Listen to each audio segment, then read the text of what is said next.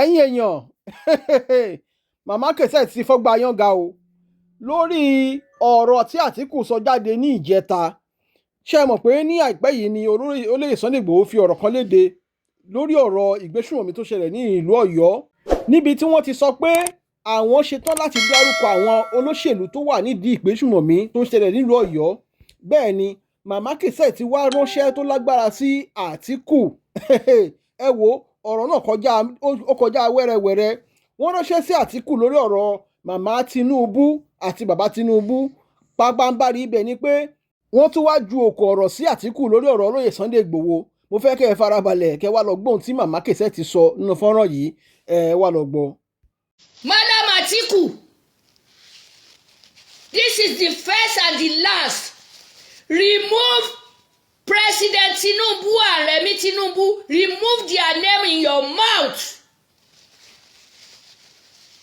What did you do for Nigeria? You put us in darkness, 16 billion. You put us in darkness. Arewa people put us in darkness. Anything can happen. And you are accusing Sunday Igboho. You said they should ask Sunday Igboho where the children of Oyo State is. So have you ever sent Sunday Igboho this kind of work before? So ti rán Sunday Igboho nírú iṣẹ́ báyìí rí tó fi ní ká máa wá àwọn ọmọ Ọ̀yọ́ lọ́wọ́ Sunday Igboho. Atiku, tí ò bá gbọ́ Yorùbá ẹ bá mi translate ẹ̀ fún ní Adamawa. Ẹ bá mi translate ẹ̀ lóyìnbó. Ní English ẹ bá mi translate ẹ̀ fún. Tunda ake kwashe-kwashe a arewa yaushe kuma yan arewa kuka tashi ku kwaci yaran nan hannun yan bandit, sai dai ku sa yaran ku su yi ta faɗan yara, sai dai ku fito da su su yi zanga-zanga su ɓata gari yaran mutane. Ina yaranka sun protect ma wayan nan? Ka fidda bakinka akan Remi Tinubu, ka fidda bakinka akan Tinubu, ka fidda bakinka akan Sunday Igboho. In na ƙara jin tak zan wanke ka sosai. Malam Atiku, aikin nan na Remi Tinubu ne, me aikin Watawalle? Menene aikin shi? Sarkin sojoji ɗan Jos ne. Mai lura da sojoji is from Taraba or is from Zamfara. Why? They cannot do their work. They cannot do their work. All we poor. You are making us politics. Leave Remi Tinubu alone. Your wife did not stand up one day to come and protect for these innocent people unless money. Now no money. Make everybody ready. Any yeye bandits or any Boko Haram come for anybody, they should kill him. In our place, no chance anymore. No more chance. Even if my father come there, he want to kidnap, they should kill him. Ó wá lẹ́nu láti máa sọ̀rọ̀ ìgbéyàwó Tinubu ọ̀rọ̀ òṣèlú. Yes, ẹ fẹ́ fi gbogbo tẹ́ ń ṣe ẹ fẹ́ fi distract wọn ni. Ṣé wọ́n ṣe bẹ́ẹ̀ nígbà Buhari? Ṣé wọ́n ṣe bẹ́ẹ̀ nígbà Ọbásanjọ́? Ṣé wọ́n ṣe bẹ́ẹ̀? Ṣé lérò pé orí àwọn èèyàn dàrú ni? Tí ọkọ bá ń wá solution káàkiri, ìyàwó gbọ́dọ̀ mọ continue pẹ̀lú iṣẹ́ wọn ni. Àsìkò wọn ni. Atiku, ọmọ Yorùbá ló fẹ́, tó bá ponú àwa ò ponú nílẹ̀ Yorùbá. Ńgbò ti gbé ọgbọ́n, ó ti gbé lọ Sádámáwá. Àṣírí kókó àrèrè jẹ lára rẹ̀. Ìyàwó rẹ̀ ò wúlò. Ìyàwó rẹ̀ Atiku kò wúlò. Ìyàwó rẹ̀ ò lè jáde níjọ́ kan kó kó àwọn obìnrin jáde abiyamọ nítorí àwọn ọmọ yìí ìwọ wá ń accuse first lady. Who are you? Who are you? Atiku, who are you? Leave Remi alone. Leave their family alone. And you are accusing Sunday Ighoho. Say that come on back. Tẹ́ bá fẹ́ wá àwọn ọmọ kan lọ béèrè lọ́wọ́ Sunday Ighoho. Ẹ bá wa bí Atiku léèrè. Mo rò pé ó ti rán Sunday Ighoho nírú iṣẹ́ báyìí rí. Tí ò bá rán Sunday Ighoho nírú iṣẹ́ báyìí rí, kò ní máa mú àtàmọ́tàmọ́. So Sunday ò bọ̀ ṣiṣẹ́ lọ́tẹ̀ yìí. Sunday ò perí PDP lọ́tẹ̀ yìí. Kò perí ADC lọ́tẹ̀ yìí. Kò ṣiṣẹ́ fún ọ lọ́tẹ̀ yìí.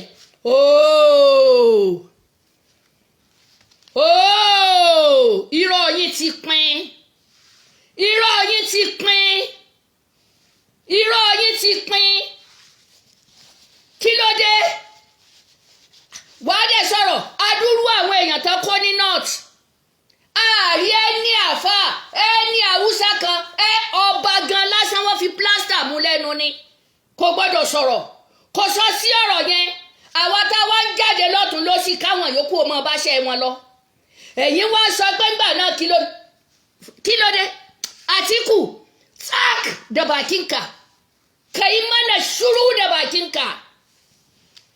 Matanka ba mu ga wani aikin da ta yi ba. Ba mu ga aikin da ta yi ba a maimakon uwa ba mu gani ba a garin Najeriya. Kawai sai kuna surutu kuna cancanfa wannan canfitar. Me aikin matanku? Me aikin yaranku? Amma kai ne da zuwa prison ka ce za ka karɓi 'yan Rufayi. You have chance to go and take 'yan Rufayi. You have chance to go and talk with Malami. But you don't have time, Atiku, to talk with all Nigerians. They should stop. Bandits, they should stop. You don't have time to talk to Gumi, to leave poor people alone. Gumi says it's your family. Fulani is your family, and these Fulani, they are not in Nigeria. They are Fulani from Chad. They are Fulani from Somalia. They are Fulani from Cameroon. They are Fulani from Adamawa. They are Fulani from Duruku. They are Fulani from Taraba. Why? You didn't allow us to rest. Lọ ṣọ́ra ẹ. Sọ fún ìyàwó rẹ tó bá jẹ́ pé abiyamọ gidi ni. Kó jáde fún àwọn ọmọ Arewa. Kò wúlò. Ìyàwó rẹ ò wúlò, kò rí bẹ́ẹ̀. Ẹ ti fún Fúrádé lónà ó ti mú olòṣì, òun náà ti gbàgbé ilé. Òun náà ti gbàgbé ilé. Tó bá máa jáde tí ó bá polówó fún PDP, báyọ̀ mọ̀ gbọ́ vote for APC. Yes. Ẹni tó ní nǹkan rẹ̀ ló ní. APC ló ní. Ẹ ń confuse wọn lórí nǹkan ṣe ni. Kọ́mọ́ bá aráyè ṣe ètò kalẹ̀ láti lè ṣe nǹkan. Kọ́mọ́ bá aráyè gbé ètò kalẹ̀ àmọ́ ọgbọ́n tẹ̀ ń lò. Bàbá ní tiwọn lọ́tọ̀. Is an a president. Kí ni tiẹ̀ Atiku? Atiku, which kind of father you be? You put all people in darkness up to today. Light, no. Arewa people, they put us in darkness. They put us in darkness. Your own 16 billion. Time of Obasanjo. Another Muhammad, whatever his name. 300 and something billion. Olè níyìn. Ẹ̀dẹ̀ ń pa àwọn ọmọ ọlọ́mọ. Dìde kẹ́ protest lórí wọn. Òun wá ní ká wá àwọn ọmọ yẹn sọ́dọ̀ Sunday Ighoho. Here. Wọ́n ṣe lè wá wọn sọ́dọ̀ Sunday Ighoho. Sunday Ighoho ló kó wọn lọ́mọ ni. Àbò tí rán Sunday Ighoho níṣẹ́ yẹn rí. Be careful Atiku. Wallahi ka daina camfa-camfar da kake yi. Ka gaya wa matanka wallahi ba uwar kirki ba ce. Kai ma ba uban kirki ba ne. Wallahi kai ma ba uban kirki ba ne. Kuma na fito maka live a Hausa. Don me irin kashe-kashe shekara wajen 14 ba ku taɓa protest wa yaran nan ba sai zanga-zanga. Kun sa yaran mutane cikin zanga-zanga, kun ƙara kashe musu iyaye, kun kashe su suma. Abin da ya faru a Oyo State, mun san daga wajen ku ne. Kuna so ku bring confusion don kar ya samu daman ya yi preparation abin da zai yi. Wallahi kun yi ƙarya. Duk wanda zai yi siyasa da Tinubu sai ya shirya. Duk wanda zai yi siyasa da Tinubu sai ya shirya. Don me sai ka sa matan mutane a gaba? Why? She have to prepare. Don't confuse her. It's a work of Matawalle. All this problem come from north. All problem we have in Nigeria is from north. Ho-ha. It's from north. And everybody must to do it. 2, 4 + 4, 8. After Baba Tinubu, Yibo people must to rule. After Baba Tinubu, Yibo people all must to rule 2 times. Not like Jonathan once. Irole pa. Ba ku da tausayi. Mayodarin banza malam. Ana kama yara, ana kashe mata, ana faɗi a masallaci, sai ku rufe idonku da shari'a da sata, jihadi da sata. Ba mai baku samfuwa, ba mai baku. Anini ba wanda zai baku. Wallahi Atiku kò sẹ́ni tí ó fún yín lówó. Ẹ ń purọ́ pẹ̀lú ṣẹ̀ríà èdè jalè tán nílẹ̀ Haúsá.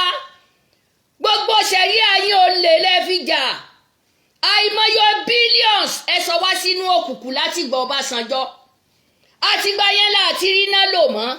Ó wá jáde nísìn. Ó sọ pé kíni Rẹ̀mí Tinubu fẹ́ ṣe kíni. What? Ṣé tí bàbá Tinubu náà bá há ìyàwó rẹ̀ bíi tiyín ni? Gbogbo iṣẹ́ tí ń ṣe káàkiri yẹn bó ló ṣe fẹ́ ṣe. Ayángá yín bí Yorùbá bá ṣe tán kán gbé fún Yíbò.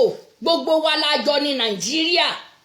Owó tẹ́ ẹ sì jí kán yá gbogbo owó yẹn padà kán máa san. Ẹ tí ì mọ nǹkan kan o. Ẹ̀yin tẹ́ ẹ bá fẹ́ bá Tinubu ṣe òṣèlú pọ̀, ẹ padà sí school ni. Ǹjẹ́ gbọ́? Ẹ gbọ́n táwọn ọmọ Fúlàní gan sọ fún yín ni. Wọ́n lẹ́yìn lẹ kó àwọn sínú wàhálà yìí. Àwọn Fúlàní tó dánú wọn, àwọn ọmọ kéékèèké yẹn tán dàgbà sáàrin Yorùbá, wọ́n ń sunkún kiri ni. Wọ́n láwọn ni ó perí ìrìbádùdánwò, ó perí Wàtáwàlé oníṣebí Fúlàní ni. Oníjọ́ wo ni wọ́n ti protest? Mo ti ṣe ọ́díò yẹn síta. Èmi ò bẹ̀rù o. Mo ti pín ogún mi, mo sì ti pínra mi. Mi ò bẹ̀rù tá a bá lè jà fún àwọn ọmọ nísìn. Àwọn ọmọ àwọn wèrè yìí wọ́n tún fẹ́ máa control àwọn ọmọ wa. And we can never allow that. My grandchildren, I will fight for them. I will fight for the poor masses. If you people didn't have pity, ba ku da tausayin talakawa, kai Atiku, you tell public say that poor people cannot, if they pray, God know they answer them. Into sọ nìyẹn. Ó ní àwọn tálíkà wọn ò ládùúà lẹ́nu. Tí wọ́n bá gbàdúrà Ọlọ́run ò lè gbà á. Ó ti sọrí ní lórí interview kan. Ọlọ́run wá ń fira rẹ̀ hàn. Ẹni bó ló ṣe rí, ẹ̀yin kẹ̀. Á ṣera wa ṣàkàṣàkà lórí èyí tó wà nílẹ̀. Mi ò gba kọ́bọ̀ lọ́wọ́ olóṣèlú, ṣùgbọ́n mo fẹ́ jà fún grandchildren àwọn ọmọ tán ń bọ̀. Kò ní dàbí ìgbà àwọn ìyá wa, kò ní dàbí ìgbà àwọn bàbá wa. Ìgbà tiwa yìí wọ́n fi hàn àwọn ọmọ wa yìí pé atara burabu lórí wọn, kán má gba wọ̀lọ̀, kán má gba gbẹ̀rẹ́. Atiku, Abubakar Atiku, you leave us in darkness. Ẹgbẹ́ wa sínú òkùnkùn. 16 billion ẹrù fàáyí gbogbo yín. Bọ̀kúí protest akáyé ààrẹ nàmbà àárẹ̀wá. Ṣe protest kankan àwọn ọmọ yẹn ń gbóṣùbà fúnlẹ̀ Yorùbá ni. wọ́n ní kọ́lọ́hún ojú ó jẹ́ pé ọ̀rọ̀ tilẹ̀ Yorùbá yìí ló máa mú òpin wá lórí jíjìyàn gbé. Kán wo àwọn abiyamọ tí ì rí nǹkan kan nígbà àwọn obìnrin bá já sí hòhò sí yín lọ́rùn lẹ́tọ̀ọ́ mọ́ lọ́rùn. Rẹ̀mí Tinubu tó wá àkíyèsí ọkọ rẹ̀ ń sáré káàkiri bí nǹkan ó ṣe yọ, òun náà sì ń sáré ìpalẹ̀mọ́ yẹn lẹ́ẹ̀fẹ́ kó ṣeé ṣe iron lady ni. Kò sí èbúté ẹlẹ́bù wàláhì ó kọ̀ ṣe ti àwa la lè dá yín lóhùn. Ẹbí léèrè mi ìgbà kọ́bọ̀ lọ́wọ́ ẹ̀ látìgbà mo ti ń bá a bọ̀ látìgbà Buhari ní ìgbowó lọ́wọ́ ẹ̀. So torí bẹ́ẹ̀ ẹ bá wa sọ f'Atiku kó lọ sọ fáwọn báńdíìtì kan rìlíìsì àwọn ọmọ tán bá sùn nínú igbó. Ku je ku sake yaran da ake kwana da su a cikin daji, ku sake su. Atiku kai da matanka kai ma ku je ku yi kukan naku a arewa.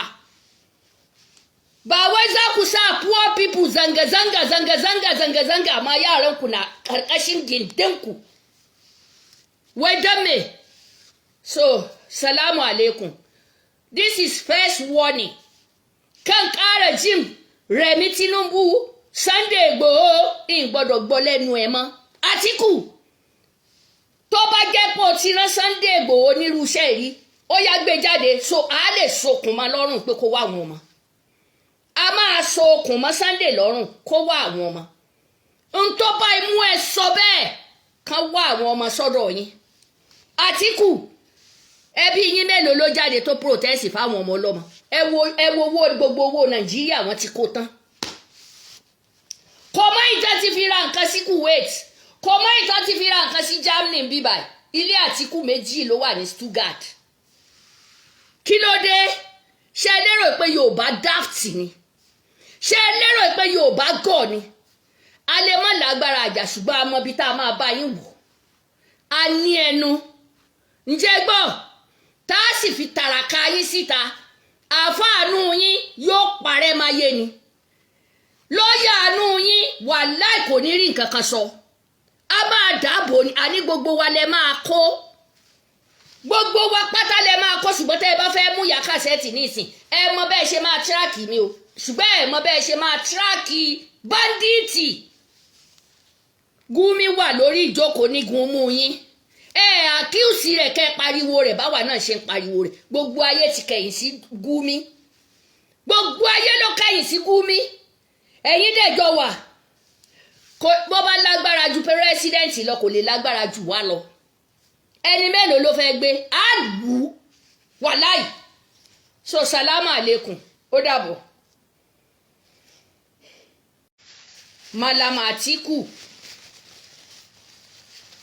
Atiku, mo fẹ́ fún lésì. Please sir, your excellency, ṣé n tó ń ṣẹlẹ̀ nílẹ̀ Yorùbá ṣé kò ṣẹlẹ̀ nílẹ̀ Haúsá ni? Ǹjẹ́ Atiku jáde? Ǹjẹ́ ìyàwó Atiku jáde ó contest? Àbó ṣe ó wọ́de ó kó àwọn ọmọ ní Adamawa ó gbé wọn jáde ó ní kan protest. Ẹ bá mi bi Malam Atiku léèrè. Your Excellency, now you are accusing our mom. You are accusing mommy Rẹ̀mí Tinubu, Mrs. Rẹ̀mí Tinubu. Malam Atiku, what is your problem? With this family, what is your problem? Kí ni problem wẹ́? Malam Atiku. Ṣé n tó ń ṣẹlẹ̀ nílẹ̀ Haúsá? L'Adamawa ni o, Zamfara ni o, gbogbo ẹ̀ ni o. Ṣé ìyàwó Tinubu, ìyàwó Excellency President, sójẹ́ màtáwà lé? Ṣó ni wọ́n fi wọ́n ṣọ́ ètò ààbò? Ṣé Rẹ̀mí Tinubu náà fi ṣe ètò ààbò oníkálukú níṣẹ́ rẹ̀? Ìgbà tẹ́ ẹ rí i pé election ń bọ̀ kán má bàa rójú ráyè palẹ̀ mọ́. Ẹ wá ń kó àwọn ọmọ kiri, ẹ ń pa àwọn ọmọ káàkiri. káàkiri ẹ̀ ń pa àwọn èèyàn kiri ẹ̀ ń fi politics ẹ̀ ń fi wá ṣe ẹ̀ ń fi wá rúbọ káàkiri lẹ́lẹ̀ ẹ jọ̀ọ́ ẹ má mind lórí ọ̀rọ̀ tí mò ń sọ yìí torí tó ń jáde káàkiri ní ìsìn ó hàn fẹ́ ti ohùn lẹ́ẹ̀kọ̀ọ̀kan mo fẹ́ béèrè lọ́wọ́ Àtíkù ṣẹ́ṣẹ́ Mrs. Rẹ̀mí Tinubu first lady ṣẹ́ṣẹ́ rẹ̀ ní pé kó jáde kó sọ̀rọ̀ yẹn ó ti sọ̀rọ̀ ó sì ti báwọn èèyàn tó ní bá sọ̀rọ̀ kì í ṣe gbogbo nǹkan ṣe náà máa gbé jáde wọn ò gọ̀ bíi tiyín kí ni iṣẹ́ màtámàlé Mallam Atiku kí ni iṣẹ́ wọn nílẹ̀ Haúsá olórí àmì Zamfara ló wà olórí ọlọ́pàá ilẹ̀ Yorùbá ló wà ó dẹ̀ lọ ń káàkiri worúṣẹ́ ribiribi tí bàbá wa IGP Mr. Disu woṣẹ́ ribiribi tá ń ṣe káàkiri dórí àwọn àmọ̀tẹ́kùn dórí gbogbo àwọn ẹni tí wọn ò tiẹ̀ ránṣẹ́ wọ́n ń jáde behalf of bàbá Tinubu náà fi ń jáde tán fi ń wá ẹ̀mí àwọn ọmọ ọlọ́mọ káàkiri kí lẹ́yìn ṣe lárèwá owó mọ̀ lẹ́ ń gbà owó lẹ́ ń gbà Mallam Atiku in Arewa nobody protest for all the people bandits was killed. Atiku don't mind my English o you have to listen to what I'm saying. Did your wife come out or your son come out in Arewa side in North to protect for all these innocent people that they are killing in Arewa? Can't you hear the chief of Arigungu in Kebbi? He said everybody must to prepare. Enough is enough. Enough is enough. Seriki Agungu has already said it. Why are you kí ló dé tó fi ń da ìyá ìlàmù tó fi ń da ẹbí Tinubu láàmú kí ló dé? Yes, he's a first lady and he's a president. You have to ask, what did you do in Arewa? All your madams, they are just abusing in social media. But if the time of election come, you will give all your children, all the poor people children, sanda, stick, everything, knife, to be destroying every property in Arewa. Tásìkò òdìbò bá tó ń tẹ́ ń lo àwọn ọmọ ọlọ́mọ fún ẹni ká máa destroy gbogbo ìlú ni ká máa pààyàn kiri. Àwọn ọmọ yín dà ṣé wọ́n protest fún àwọn ọmọ Arewa? Mallam Tinubu ṣé wọ́n protest fáwọn Arewa? I face you, you can tell them to come and arrest me. But you can never catch any bandit, but you can catch the person who